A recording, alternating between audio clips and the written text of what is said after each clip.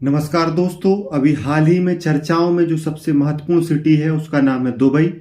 रेगिस्तान, लंबी लंबी इमारतें और अपनी लग्जरी लाइफ के लिए फेमस दुबई अभी प्रकृति के प्रकोप से परेशान है। दुबई में आई है बाढ़। दुबई में बाढ़ के कारण क्या हैं उसको हम समझने का प्रयास करते हैं।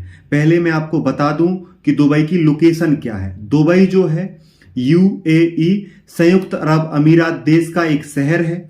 आपने बुर्ज खलीफा नाम की एक लंबी बिल्डिंग का नाम सुना होगा। दुनिया की सबसे ऊंची इमारत ये दुबई में है।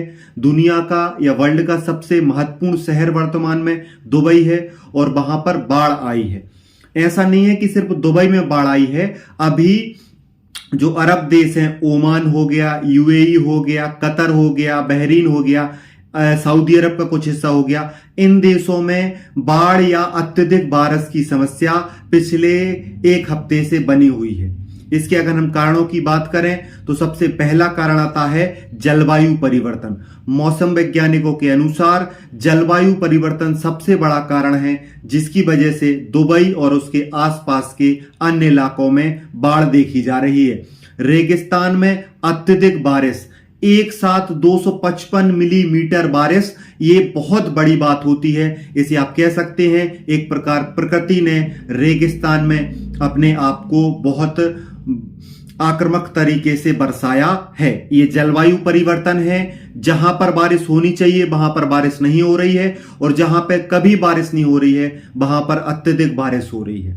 दूसरा कारण है दुबई और आसपास के शहरों में, दूसरा महत्वपूर्ण कारण है ये देश अपने यहां पर कृत्रिम बारिश करवाते हैं, क्लाउड सीडिंग करवाते हैं, जिसमें पोटेशियम क्लोराइड और अन्य रसायनों का प्रयोग किया जाता है जिससे क्लाउड सीडिंग करवाई जा सके, कृत्रिम बारिश कराई जा सके।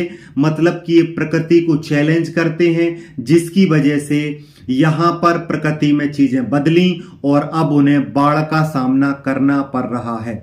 जो चीज वो अपने फायदे के लिए कर रहे थे अब वो चीज में उन्हें नुकसान झेलना पड़ रहा है।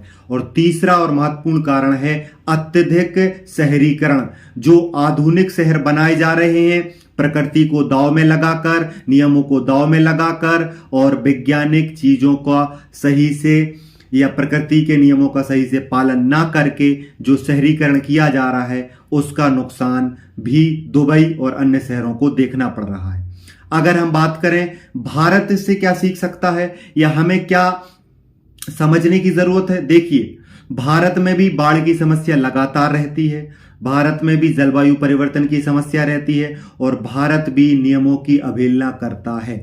इसलिए हमें जरूरत है हमारे बड़े शहर जैसे मुंबई, दिल्ली, कलकत्ता, चेन्नई, इन सभी शहरों को व्यवस्थित ड्रेनेज सिस्टम के आधार पर तैयार करना चाहिए, बाढ़ के लिए नियंत्रण की व्यवस्था करना चाहिए और साथ में जो हमारी एनडीआरएफ जैसी रिस्पांस टीम है उनको बेहतर फैसिलिटी और बेहतर ट्रेनिंग दी जानी चाहिए।